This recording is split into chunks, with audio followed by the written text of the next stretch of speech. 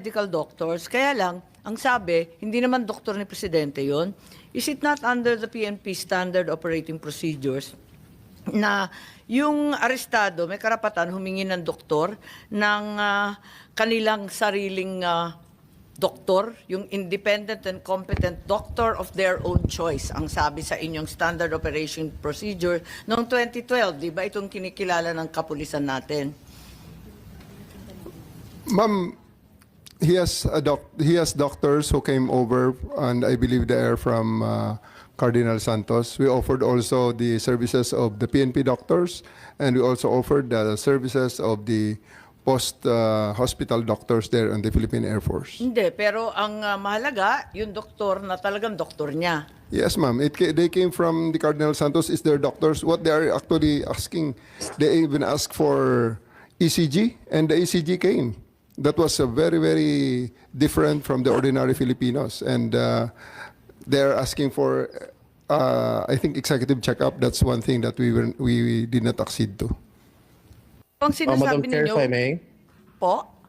Yes, Senator Jinggoy. So, walang katotohanan doon sa sinasabi na hindi ninyo pinagbigyan yung sarili niyang doktor?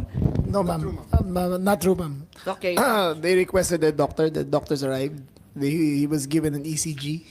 Subsequently, they asked Ms. Hanilet, the common law partner of the former president, for a list of his prescribed medicines. She declined. We asked a rundown of his pre-existing medical conditions. She declined. We asked what allergies he had. She declined. We asked that she board the flight with him going to The Hague. She declined.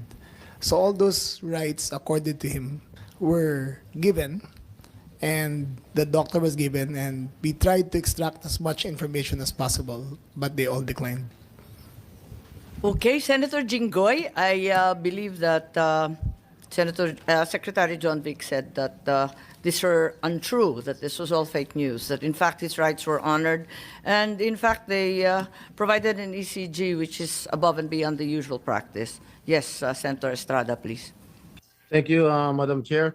Let it be known that I am not protecting or I am not defending anyone, much less the former president of the Republic of the Philippines, President Duterte, since I am an ally of this administration led by President Bongbong Marcos, and at the same time a friend of Vice President Inday Sara Duterte. Now, since you've been asking questions addressed to Gerald Torre, may I ask Gerald Torre, how did you think did you handle the arrest of former President Duterte properly? Yes, sir. I do, sir. It's proper. It was proper. But when I saw the video, it was really, for me as a citizen of this country, it was really unbelievable. It was a very, very big disappointment. Because I can relate, General. Because when we were arrested way back 2001, together with my father, the same thing happened. All right, we were in the wee hours of the morning. We were the policemen barged in our hospital room at the Veterans Memorial Hospital. They were arresting us. They wanted us to be transferred to another detention cell because after the May 1 siege, at ano sabi ng mga police? Kalad ka rin na yan mga yan pag ayaw sumama. At the same time, when I saw the video, parang nag-flashback sa akin yung ginawa ng mga kapulisan ng araw sa amin. At ang sabi mo, hihilahin ko yan, hihilahin ko yan. Is that what you said, Gerald Torre? Sir, it's already all optics and tactics already because it's already. No, I am asking you. Did you say that? Hihilahin ko, hihilahin Yes, ko. sir. And I actually made good of it, sir. No. What prompted you to say that?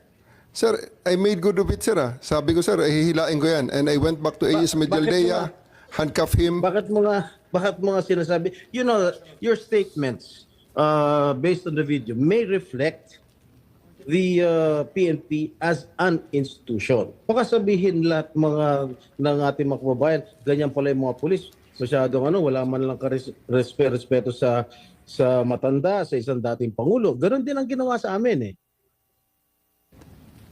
Can you justify why you said that hihilahin ko yan? Nakita ko si dating Pangulong Duterte, di naman lumalaban. What prompted you to say that? Mr. Senator, respectfully, the threat of hihilahin ko na yan was not towards the president, the former president. It was ensued after a heated argument between his counsel and General Torre. In no way was the former president threatened with bodily harm. Yes, Who was addressing the sinasabihan ni General Torre? Was it the lawyer or was it the former President Duterte?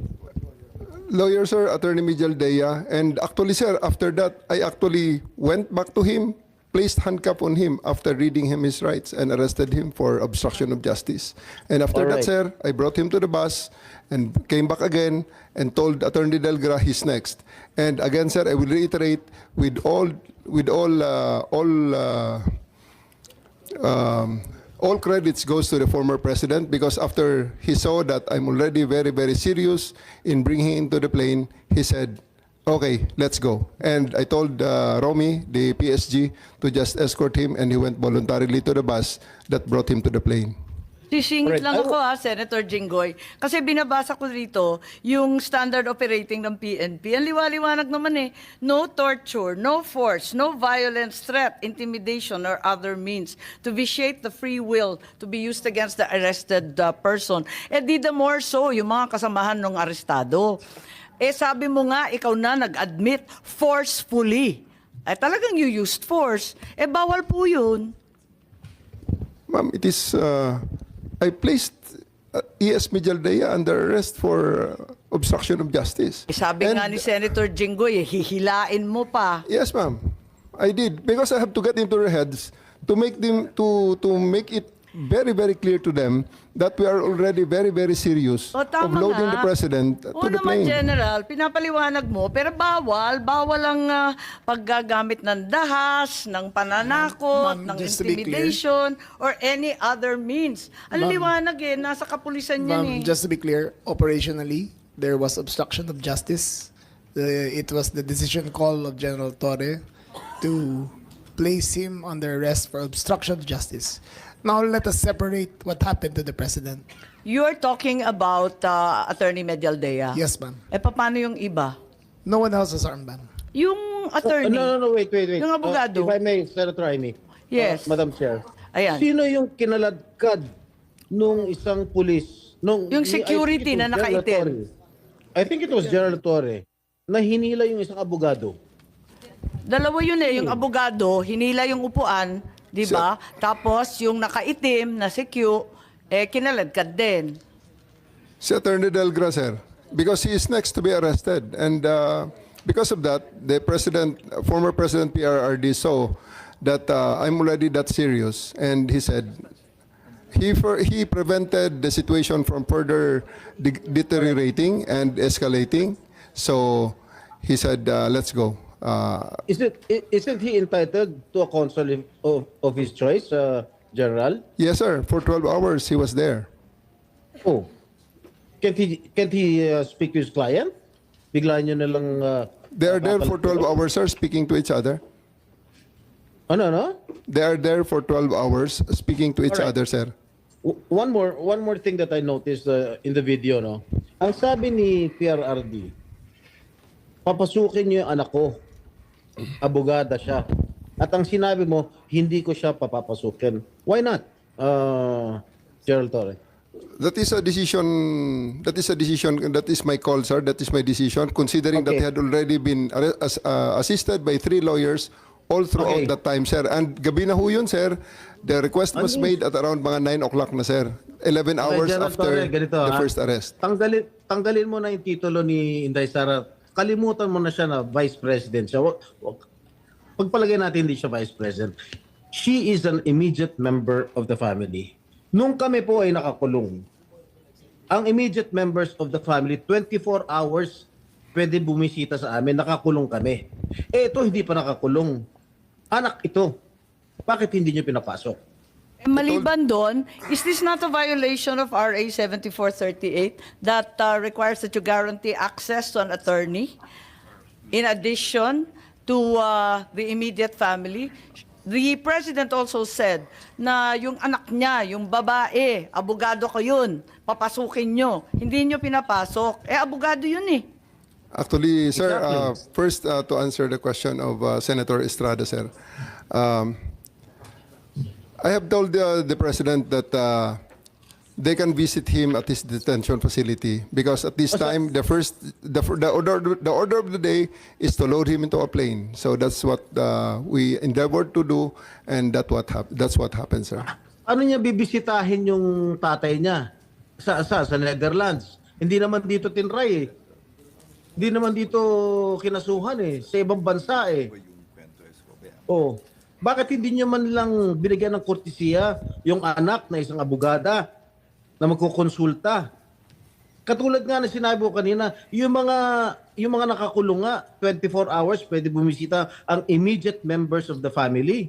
Bakit ito hindi pa nakakulong, hindi niyo pinapasok yung anak? Our mission at that time, sir, is to deliver him to the My God.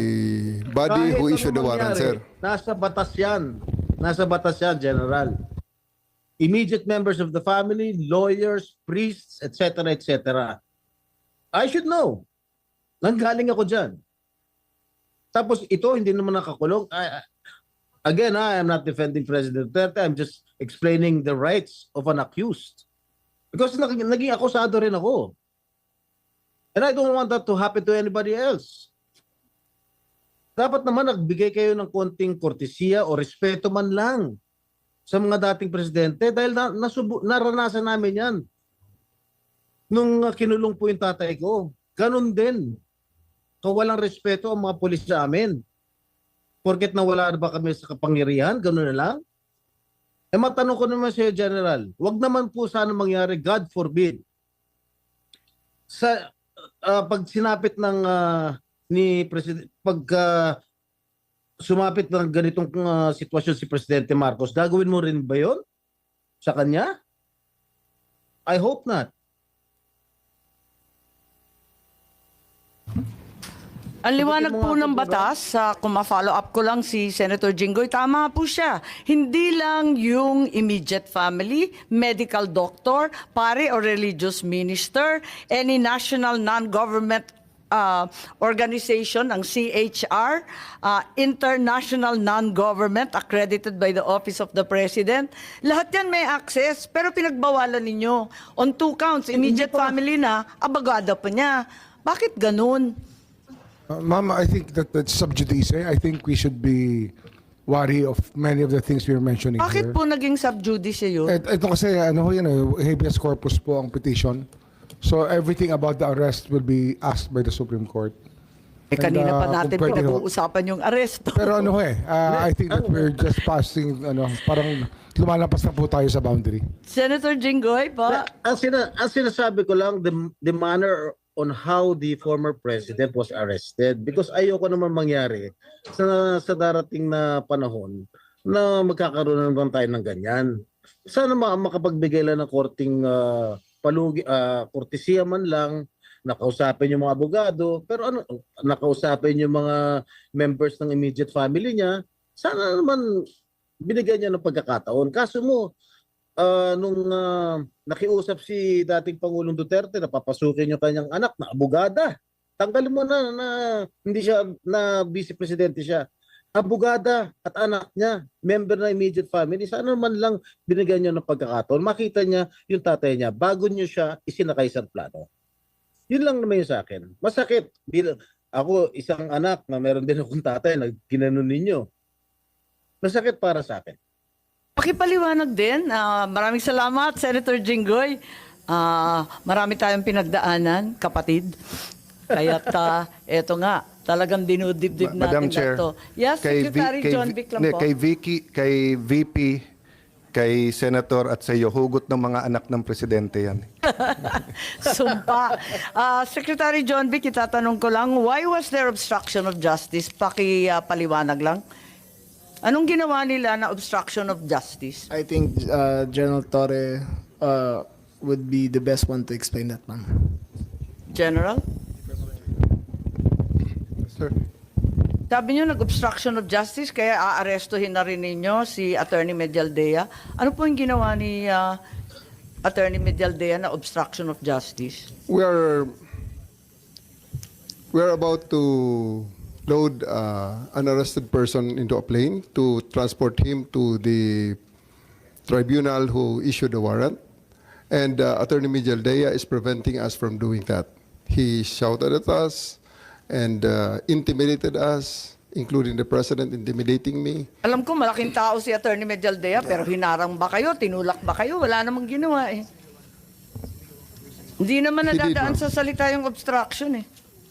He did, ma'am. So I do believe that under that circumstances, I have to arrest him to just to. Reasonable force. And I did. I do believe that I used the reasonable force to ensure compliance for him to step aside for us to load the former president to the plane. So yun lang yung obstruction dahil nagsisigawan yung mag-asawa. He is preventing us from doing our job of loading the former president to the plane. Hinarang ba kayo? Yes, ma'am. Anong ginawa? Hindi Nakikita namin naman sa makita video eh. eh. Ang Nakikita naman nakita sa ko video. lang, pinipilit niyo iposas, hindi magkasya yung posas. Yes, that's one thing, ma'am. His blackmail way, he is preventing us. He actually placed another chair at the side of the president for the former president to sit, which is already very much delaying everything because the plane is already ready to fly. Ba't kayo masyadong nagmamadali? We are going, unang-una ma'am, ang reglementary period, mamalasin naman kami pag hindi namin ginawa ang trabaho Bakit? namin. Anong reglementary period? Anong period yun? The Article Dahil sinabi 125 na nga ni Executive Director sa ating PCTC na diffusion lang naman yun eh. Wala nga commitment pinag-uusapan dun eh. Wala nga red notice, pambira eh. There is a warrant. Takal-takal na ni Arnie Tevez eh. Wala pa rin, di ba? This Ba't is kayo the- nagmamadali? Ano yung reglementary period mo? May I refer you to the SOJ, ma'am, if the SOJ wants to answer that. Hindi ba pwede kayo na muna? Mauna lang kayo, tapos sa si SOJ. Pwede? Okay, ma'am. Okay. My main processes during the time is that I have implemented a warrant, and it is therefore the person is already arrested by virtue of a legal warrant, and Article 125 comes into play of the revised penal code, which is entitled Delivery of Persons Legally Arrested to the Proper Judicial Authority, and I do believe at this point the judicial authority will be the ICC. Therefore, I have to abide with that Article 125 of the So revised penal inaamin code. mo warrantless arresto. Kasi yung Article 125 ng RPC does not apply kung may warrant. So inaamin mo walang warrant. At the many stages, ma'am, all the many other, Hindi, among make other up your laws. mind, General Torre. Warrantless arrest ba to o may warrant? Kasi ang liwanag naman ng Article 125 eh, ng revised penal I do code. believe that I have a warrant at this time. I just don't want to be. Hindi walang reglementary period. Mamili ka. Kapag warrantless arrest, edi may period. Kapag may warrant, walang period. Just the same, ma'am. I have to deliver Hindi him to the pareho judicial yun, proper kapatid. authority. Hindi magkapareho yun. The reglementary period only comes into play when there's a warrantless arrest in accordance with Article 125 of the revised penal code. Di po ba? At saka may kinalaman yun sa delivery of the accused and arrested. Di po ba? And I'm being cautioned by the DOJ, ma'am, that it may be sub judice already to discuss that because of the habeas corpus pending in the Supreme Court, ma'am. Pati ba naman ng revised penal code, naging executive session, pambihirang buhay ito. Okay. Senator Cayetano? Ma'am, can I have a few questions, baka 10 to 15 minutes and a short introduction lang. Okay. So, good afternoon ulit, gentlemen, ladies. Pasensya niyo yung aking introduction. I'm not imposing this on you. This is my personal code, di ba? So, more than being Alang Cayetano or a senator, a former Secretary of Foreign Affairs or former Speaker or Congressman, I believe I'm an ambassador of the Lord Jesus Christ, di ba? So, I'm not imposing that on anyone, but our USEC here will tell you, ambassadors don't have opinions. Kung ano ang sinabi ng principal nila, yun ang iyong opinion. Hindi ka pwede magsariling opinion. So when we pray, yung Lord's Prayer na, Your kingdom come, here on earth as it is on heaven, you're actually aligning your government and your culture with God's culture, di ba? And God's purpose. Yung pinakasimple is do good or promote good, prevent evil. Parang sa police din, Sir Marbil, di ba, na prevent evil, do good. Saan nagkakatalo? Nagkakatalo dun sa mga pro-Duterte na the drug war was a war for peace and order. It was a war because many pushers and to certain effect addicts who committed crimes were making people unsafe. So to those who are supportive of that, they're doing God's will of promoting good. Doon naman sa human rights activist, ang ano nila, accountability. So kahit yan ay pusher or addict, hindi dapat patayin na lang or EJK. Wala tayong complication if Duterte was more like FVR or more like Pinoy because his language was more diplomatic. So you wouldn't hear FVR despite being a distinguished soldier, one of the founders ng special forces, 'di ba, ng even sa police, 'di ba? So pero kasi si President Duterte may lengguwahe, pag lumaban patayin niyo yan. His explanation is that yun kasi naiintindihan ng kriminal. Pero ang police, aral yan, so alam nila tama't mali. So if you looked at the videos when I was foreign minister, I had nothing to do with operations, but part to nung explaining to the world what was happening, and part to nung communications. It was both based on the foreign policy, and the President allowed me to put a little bit of my opinion. So ang stand namin doon during that time, and this is where I'll start my questions, SOJ, is that lahat ng mali iimbestigahan. So the only way that President Duterte will have a chance to show na walang systematic culling of addicts, extrajudicial killing, walang crime against is individual, one-on-one investigations. What confused everything during that time? First, meron po kasing issuance ang sila Secretary de Lima noon, ni-redefine nila yung extrajudicial killing. AO 35. Kaya yung 13,000 to 18,000 na patay every year during the Aquino administration, suddenly nung Duterte administration, so nung time nila, sinabi nila hindi extrajudicial yon. So nandun sa AO, tinanggal nila yung mga activist na hindi daw extrajudicial killing yon. So pagdating ng Duterte time, basta't patay at hindi natural causes, extrajudicial. Okay? Pero klaro din naman na dumami din because nga, once you started the campaign, meron talagang away among the syndicates, meron, from the start, Duterte said, meron politiko, meron police, may businessman. Lahat yan may involved sa drugs. And no one of us naman doubted that. Ang question lang, yung due process sa mga police at politiko dun sa drug war. So, klaro tayo dun. So, eto lang yung question ko. SOJ, feel free kung tingin mo, sub judice or issue na to, but factual lang, no? I think this is of public record.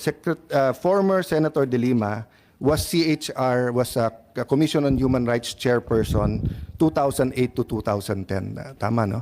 Yeah. So, no one disputes that. Sa pagkaalam ko, wala siyang final na case during that time na siya'y CHR. So, I'll just check that, Madam Chair, and then submit it to the committee. But ang pagkaalam ko, walang case. Okay.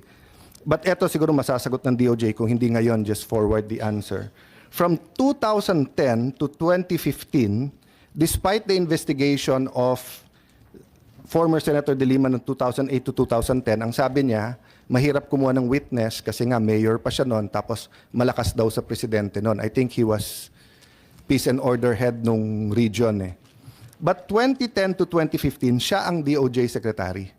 Sa pagkaalam ko, wala rin siyang final na case. To your knowledge, may final ba ang DOJ noon or special prosecutor against Duterte ng 2010? I have no idea, Yeah. sir. Can we double check? I will double check, Yeah, sir. okay. Sa pagkaalam ko po, sir, wala. Okay. Ang point ko is that either wala siyang kaso, meaning wala siyang ebidensya, because if she had, why didn't she file it? During the time na siya nakaupo, na walang poder si Mayor Duterte. Okay, fast forward, 2016, September pa lang, so June 30 kami naging senador, siya, I was an incumbent noon. July, last week of July ang third week ang SONA, so July, August, September. No? Wala pang 2 buwan as senator, nakakuha daw siya ng 2 importanteng witness, si Edgar Motobato and former PNP officer ba siya or Arturo Las Cañas. Again, I won't make a judgment here as far as the 2 witness, but dito niya ginawa, okay? Again, no cases filed. And yung pagkagawa ng hearing was very political. I was just testing the credibility of Edgar Motobato and Arturo Las Cañas. For all I know, they were very credible. Pinatayan ako ng mic dito sa sesyon. Inagawan ako ng mic, ini-intimidate ako. And although namagitan si Senator De Lima, hindi niya sinensure, hindi niya pinagalitan yung umalis ng mic. And anyway, history is the record. Ang point ko, still they did not file cases dito sa Pilipinas. Pero hawak nila yung 2. Sabihin mo nang walang mangyayari, I don't agree, but sabihin mo walang mangyayari kasi panahon ni President Duterte yon. So again, fast forward, no? From 2022, June 30, when President Marcos took over in Marcos administration to present, do you know of cases filed against President Duterte, whether it's murder or crimes against in the Philippines? I think Senator Sonny Trillanes filed cases. Okay. So meron. But this went to the office of the Prosecutor General, who immediately forwarded the said cases without going to my office to the Ombudsman. And there, it's already, it was locked in there already. Yes. It never went back to us. So as we're discussing naman SOJ, this is factual lang naman, di ba? May case ba, wala? We're not making judgments dun sa cases. But ang point ko kasi, kung walang case, bakit? Kasi kung walang ebidensya, no point for ICC to take it up kasi wala ngang ebidensya. If it's because hindi matry dito, for whatever reason, di ba, pinoprotektahan natin, our justice system doesn't work, then dapat mapunta sa ICC. So I don't know the amount of evidence attached to the complaint of Senator Trillanes. Again, I won't comment. Factual lang yon. I have my opinions, but I'll keep my opinion to myself. No. But in June 24, 2022, so ano pa to? Duterte pa to, no? Kasi June 30 pa ang Marcos, di ba? Nag-file ang Solgen sa ICC ng deferral request. So you're aware of this. Okay. So tignan na lang nasa page 315, no? Kasi can I have the ayan sa ICC? I think you talked about jurisdiction but hindi nagsentro sa Article 17 din, pero sa ICC, hindi dun sa batas natin. Okay. So, I think the deferral was based on Ito yung notice of deferral. 18-2. So, just for the record ng mabilis lang, I haven't even read that yet, but just for us understanding and then baka makatulong not necessarily on what side but makatulong sa Supreme Court, no? Okay, Article 17, issues of admissibility. Having regard to paragraph 10 of the preamble of Article 1, the court shall determine that a case is inadmissible where, okay, ICC to, Rome Statute which we ratified and then we withdrew, no? Sabi A, the case is being investigated or prosecuted by a state which has jurisdiction over it, unless the state is unwilling or unable genuinely to carry out the investigation of prosecution.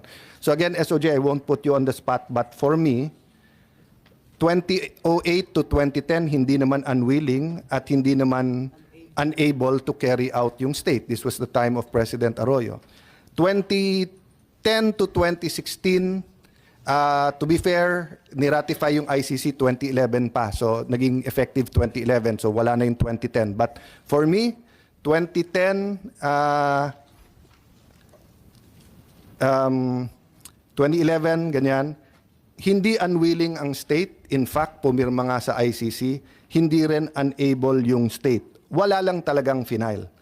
Letter B, the case has been investigated by the state, which has jurisdiction over it, and the state has decided not to prosecute the person concerned unless the decision resulted from unwillingness or inability of the state genuinely to prosecute.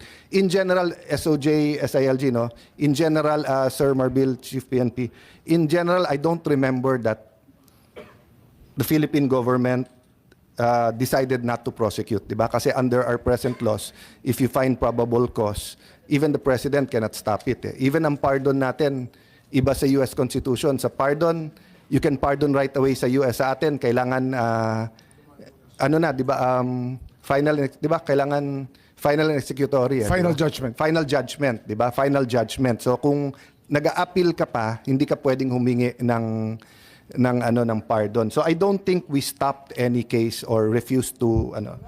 The third one is the person has already been tried for the conduct in which the subject complained and trial is not permitted. So I think this is their version of double jeopardy, no? So wala din yan kasi wala pa namang kaso si former President, former Mayor Duterte. Letter D, the case is not sufficient gravity to justify further court order. I won't comment dyan kasi nasa ICC yan. Except that, ang nilagay nila, at least 19, and then at least din ba yung 23 o 23. So, I have a little bit of a problem that. Kasi pag sinabing crimes against humanity, naaalala mo na yung mga dictators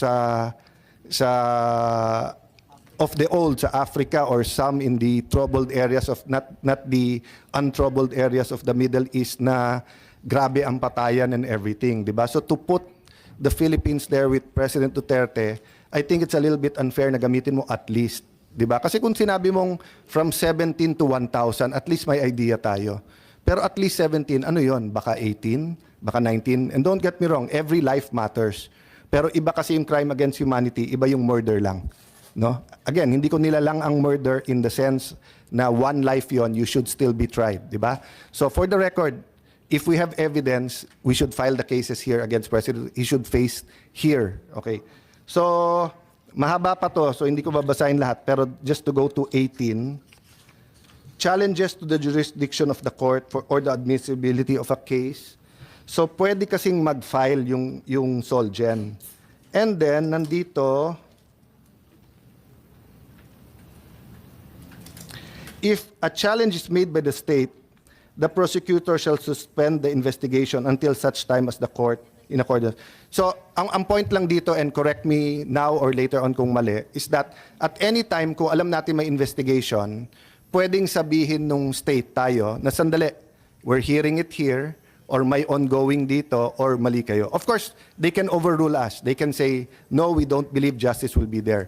So, to my knowledge, during the Duterte time, never tayong nag-intervene na except etong kay Solgen ng June 24. I mean, I may be wrong ha, kasi knowledge ko lang to, but June 24, nag-intervene siya. Sinabi niya, sandali lang, please postpone, di ba? Hindi ko pa nababasa anong dahilan na to postpone. During the Marcos administration, we did not, no? We had no filing sa ICC whether na ituloy niyo yan o wag niyong ituloy yan. It was Secretary Guevara who filed the Philippine position with the ICC. But that was still Duterte time kasi September. No, it was already our time. Okay. Yes. So I'll refer to that. But did we ask them to stop or to proceed or? Yes, we were asking them to stop, but We asked them to stop. But we failed the test. We didn't win the case. Okay. Did they tell you why? Was it our justice system or they said na pwede pa rin? Or just submit It's actually the ruling also that what is being tried here is not a country but individuals who may have violated international humanitarian law. Sige po. But clear naman dun sa Article 17 and 18, the state intervenes, but it's individuals naman eh. Diba? So I won't go into that na. So I'll move on to sinabi ni SOJ kanina na investigations are ongoing, 'di ba? Whether this is individual or groups, whether police or nothing to police, 'di ba? Na sa lahat ng extrajudicial killing. But it has not been easy, Mr. Senator. It's not. It has not been easy. To your point, I don't have it right now, ha? But when Senator De Lima said hindi inimbestigahan, I looked at the investigative capacity of the PNP during the Aquino administration. Parang 1/3 din lang ang naimbestigahan. And of the total na naimbestiga, it was, I will correct my numbers, ha, but it was like only 20% of those investigating were trained for investigation. That was a long time ago at minana din lang ni President Aquino yon. But ang point ko, there was no substantial difference between the investigations in the Aquino and Duterte. The difficulty that we had from 2022 is that in wrongful death situations throughout the country, where something foul was suspected, there were no police reports. Okay. As a matter of practice, there were no police reports on wrongful death situations. And when we tried to dig further and we spoke to the medical legal, the most known medical legal person in the country, Dr. Fortune, when she investigated a wrongful death situation, the death certificate indicated cardiac arrest as the cause of death. But in the autopsy, there were bullet holes in the head of the Well, person. that is in itself is evidence, di ba? Yes, If there it's was evidence. if there was widespread na walang police report, and that's the first time I heard that, because when I was SFA, Foreign Affairs Secretary, and I was asking, sinasabi nila, sir, lahat yan at dapat pagka-suspicious ganito yung sistema, no? And kung meron forensic na cardiac arrest ganyan, so at the very least may falsification yan. Diba? Yeah, when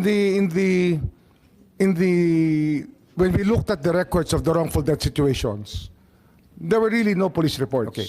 Maybe 95% had no police reports. So anyway, that's for another hearing, etc. Ang point ko lang, our justice system is working.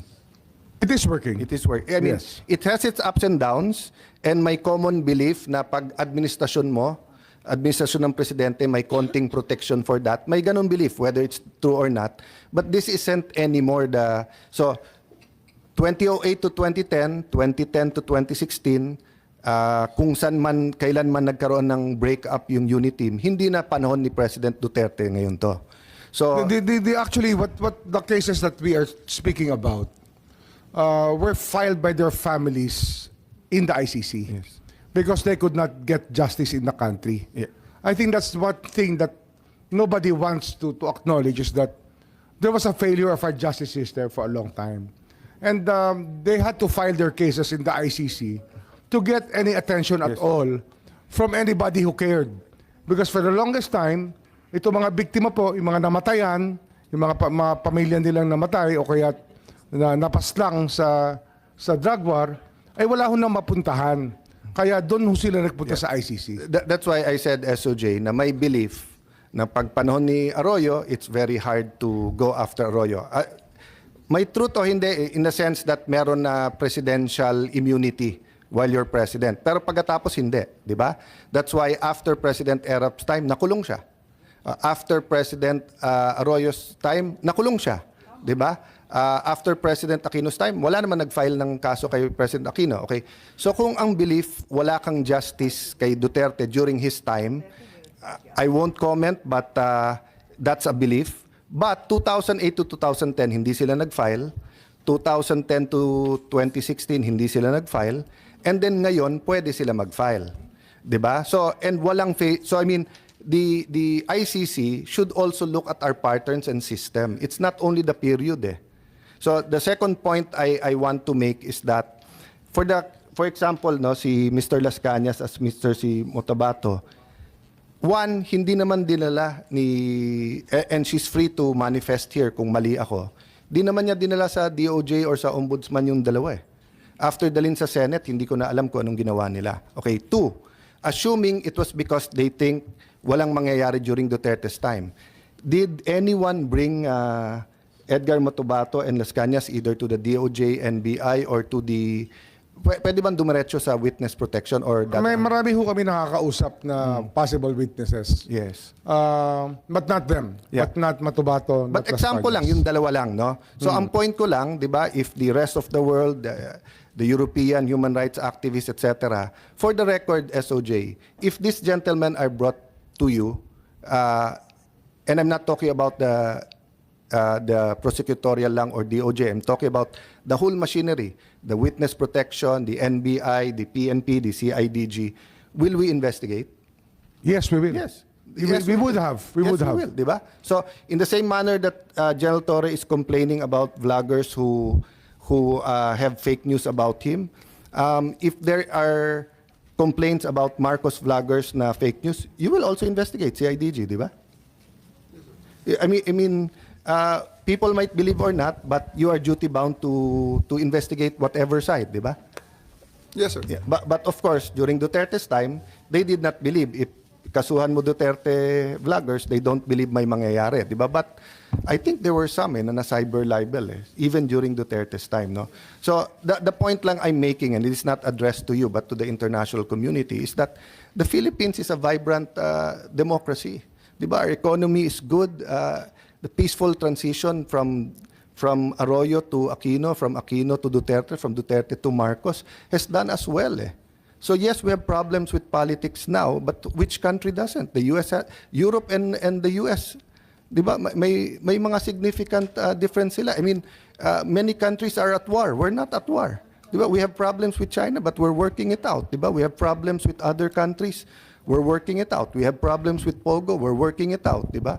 So my point is, di ba, na in my view, dito dapat, yes, accountability, pero dito dapat trinay ang ating dating Pangulo.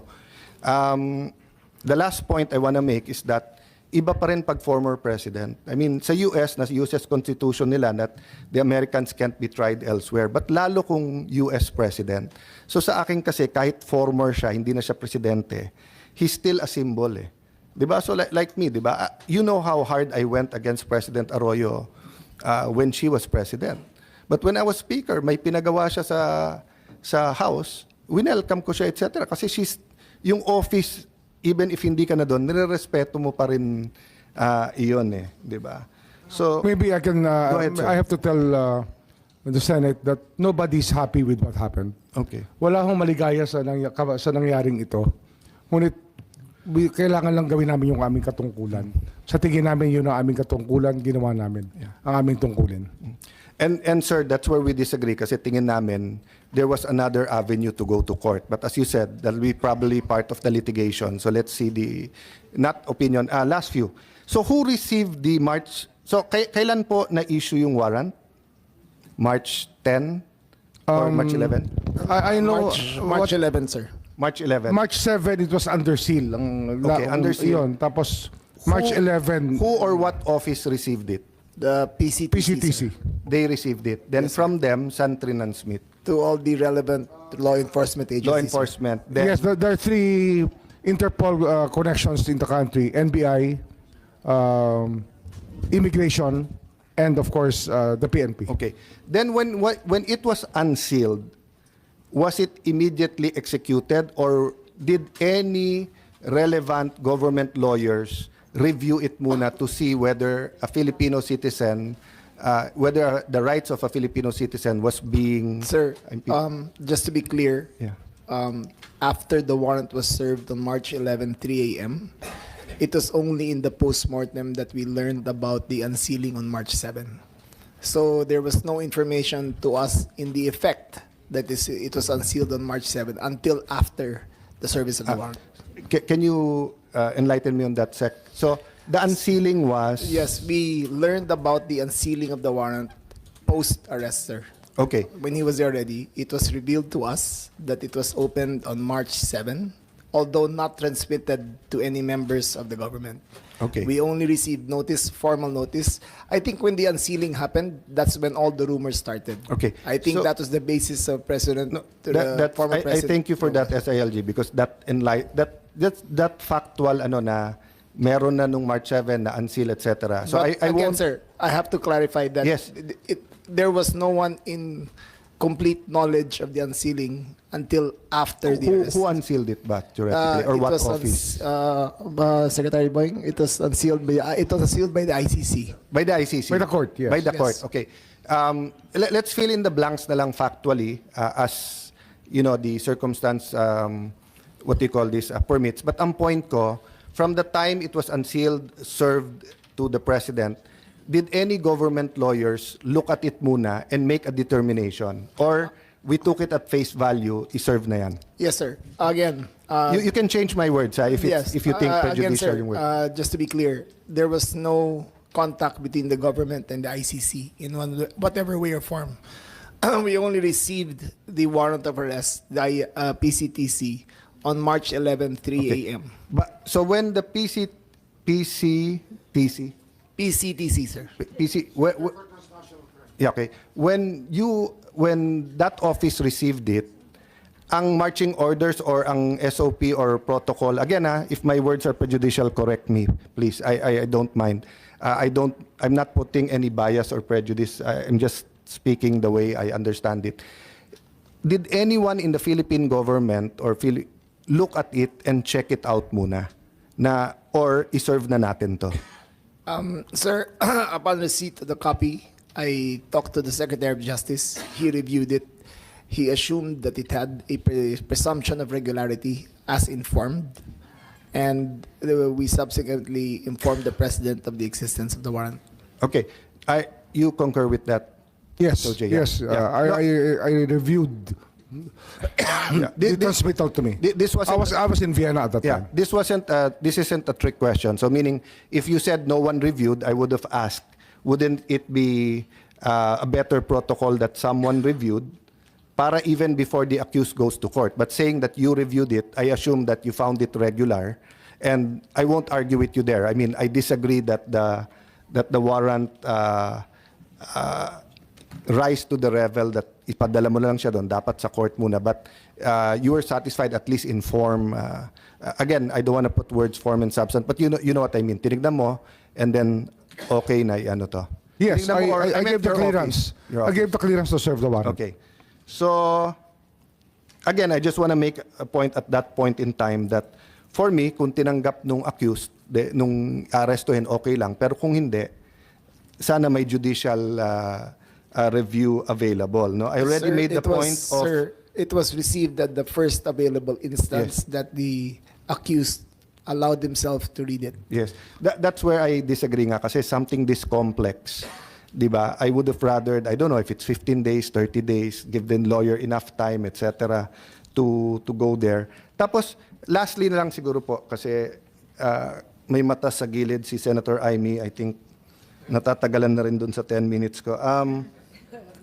Okay. So, si SOJ naman explained the thin line between cooperation, jurisdiction, and everything. Okay? But meron representative ang government, di ba? Kasi, so we turned over the arrested former President Duterte, not to the Interpol, no? We turned them over to ICC. Our Interpol representative turned him over to the ICC. Oh, so if we were cooperating with Interpol, why didn't we turn them over to Interpol?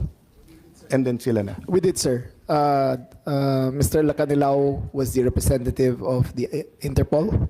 He accompanied the former president to The Hague. But hindi ba dual? Kasi di ba Mr. Lacanilao is Ambassador Marcus Lacanilao? Yes, sir. And He is he's also the- part of the PCTC. Yeah, but he's the special envoy for transnational crime. Yes, sir. And So he's representing the Philippine government, not Interpol.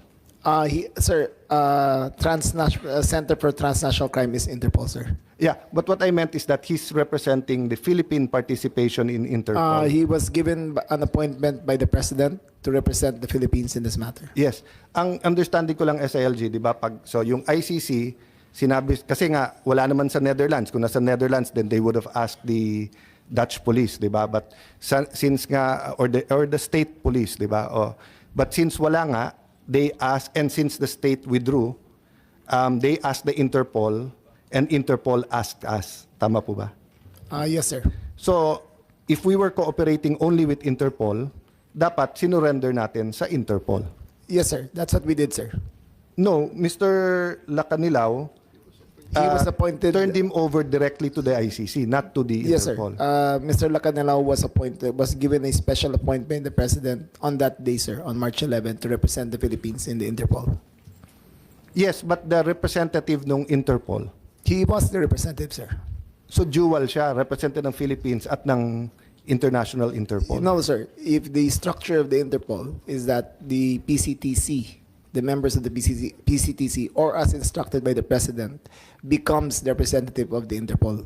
The Interpol, sir, does not mean that this international police will effect the arrest. The local members of the PCTC Acts as the their Interpol. agent. Yes, So sir. when it says here, representing the state authorities for the purpose of surrender, Mr. Marcos Lacanilao, in this capacity, was representing the Interpol, Yes, sir. not the Office of the President or the Philippine government. No, sir. Oh. I'll clarify that kasi usually pag special envoy, you're representing the government. He was properly documented and Okay. appointed, sir. Sige, dati Lacanilao lang, ngayon medyo mas malinaw. No. Factual legal arrest. Yes, okay. So factual lang, agree to disagree on the other issues. Thank you very much, Madam Chair. Thank you to yeah. Okay. At this juncture and due to the lateness of the hour, I'd like to get rid of some housekeeping. Matapos lang, gusto ko lang ipakita yung arig na orig nating defender ng ICC dito sa Senado. Balikan lang natin ang dating Senadora Miriam Defensor Santiago po.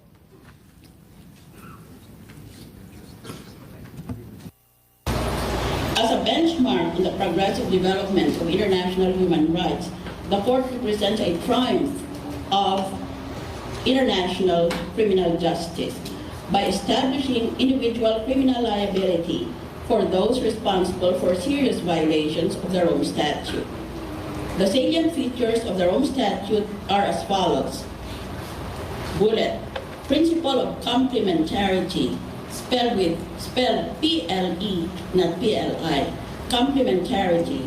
The court will act only as a court of last resort. It acts only in exceptional cases where a court has failed to bring justice because that court is unwilling or unable to investigate and prosecute those who have the highest responsibility for the most serious crimes of concern to the international community. Kaya nakikita mo na dito na kung merong ginawang kasalanan dito sa nakalista na mga jurisdiction ng ICC, ang magbibista niyan ay ang korte doon sa bayan na yon, hindi ang International Criminal Court in The Hague. International Criminal Court, as I said, is a court of last resort. Pag hindi mo mabigyan ng katarungan ang akusado, ayaw mo o kaya hindi mo kaya, ay saka pa lang yan pupunta sa ICC.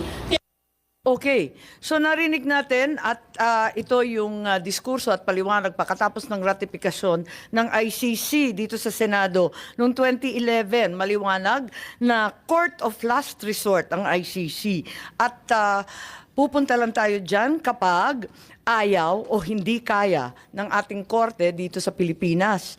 Ngayon, nangangamba ako pagkat ang SOJ natin sinabi that the families or the victims of the so-called EJK were compelled to sue abroad inasmuch as there was a failure of our justice system. Hindi na gumagana ang ating mga korte. Sa mabilis lang na pananalita, baka naman na isa sa inyo ang pwedeng magpaliwanag dito sa kapalpakan or kawalang kakayahan ng ating korte na umandar. Kasi yun ang sinabi. Pero ang sabi naman ni Senator Santiago, the rule of complementarity, I think the DFA is more than familiar with that. Kabisado natin yan. Lahat ng treaty, complementarity ang sabi eh. Kapag hindi na kinaya o ayaw ng mga korte sa Pilipinas, doon lang tayo hahantong sa ICC. Tama po ba yun? Mama, pwede ho kung... Ang ano ko kasi dito, yung mga nagpunta sa ICC ay sinubukan nila makakuha ng hustisya sa Pilipinas. Ngunit nabigo sila. Pero sinabi ni Senator Cayetano kanina, ni walang naghain ng kaso dito. Yun nga ho, Ni eh. isa. Ang problema nga ho rito kasi, yung mga nangyari lalo na sa Mindanao, wala ho talagang paggalaw ang mga piskal noong panahon na yun. Hindi talaga gumagalaw ang kaso. Kasi, Ang sinasabi niyo, Iba may ho. pumila. merong mga nagreklamo, nagdangkang magreklamo, ngunit wala pong nangyari. Pero Yun po hindi sila yun ang nag-file. kaya sila nagpunta sa ICC. Hihingi kami ng... Hindi ko sila kilala, ma'am, pero yun nga yung mga nakausap ko na nung ilang mga araw nakaraan, yun sinasabi nila sa amin. Maraming salamat, pero kung maaari, bigyan kami ng kopya ng DOJ kasi wala kaming kaalaman na ni isang kaso ay nahain sa anumang korte ng Pilipinas. Kung meron kayo... Hahagilapin po namin, maghahanap po kami. Okay. Pero, parang inaamin ngayon ng ating kabinete, lahat ng mga kinatawan na narito, na yung ating judiciary system, ang ating mga korte, hindi na gumagana. Gumagana ang ating judiciary system. Pero narinig natin ang dakilang senadora na nakalipas na huling hantungan lang ang ICC. Dapat hindi pupunta doon kung hindi talagang palpak na, talagang surrender na Nga ho hindi ito na kaya. ilang taon na nga ho silang nagpunta sa ICC. Hindi lang naman ngayon po yan eh. Sila po yung nagpunta sa ICC noong 2016, 2017. Hindi pa ho, panahon pa ho ni Pangulong Duterte. Nakademanda na ho, nagdedemanda na po sila. Yun ho, dapat maging maliwanag dito. Sige, Hindi po pahingi sila na- nagpunta ron nung 3 years ago lang. Nagpunta po sila ron 8 or 9 years ago, nandun na po sila. Kasi marami ho rito, yung mga nangyari po sa Davao, nung mayor pa ho si President Duterte. So sana maibigay sa amin ang listahan ng mga kasong hinain nito sa Pilipinas na hindi naman na umusad, na talagang walang pag-asang magtagumpay. Isa yon. Ikalawa, nakailang beses na sinasabi ng ating Pangulo paulit-ulit na umaandar ang mga korte dito, mahuhusay ang ating mga huwes at abogado. Bakit biglang inaamin natin na pumalpak ang ating korte? Ayun nga, nagkaroon po tayo ng panahon na talagang wala hong nangyari sa mga kaso na EJK eh. Talagang wala hong nangyari. Pero may kaso ba? Nga ho eh, wala nga, hindi police report nga, wala eh. Ganun ho kahirap imbestigahan ang mga kasong yan. Magsisimula kasi tayo, pag tayo po'y nabigyan ng ulat na may nagdedemanda, ang una po natin hahanapin police report. Kasi at least sila po ang naglalagay ng recording ng lahat ng pangyayari sa kanilang mga komunidad. Kung police report po wala, saan kayo magsisimula ngayon? Tapos sa mga police na ilipat na sa iba't ibang lugar, wala na makausap. Si General Marbil nandito, si General Torre nandito. Siguradong pagtitibayin nila na araw-araw may murder sa blatter ng pulis. Pangkaraniwan na krimen Hindi po yan. sa drug war. Hindi po sa drug Nangyayari war. yan. Sa drug war po, wala pong blatter ang pulis. Marami nga walang blatter eh. Ang problema nga ho dito, napakarami hong namatay na ang death certificate nga nakalagay po cardiac arrest pero may butas po sa ulo mula sa bala.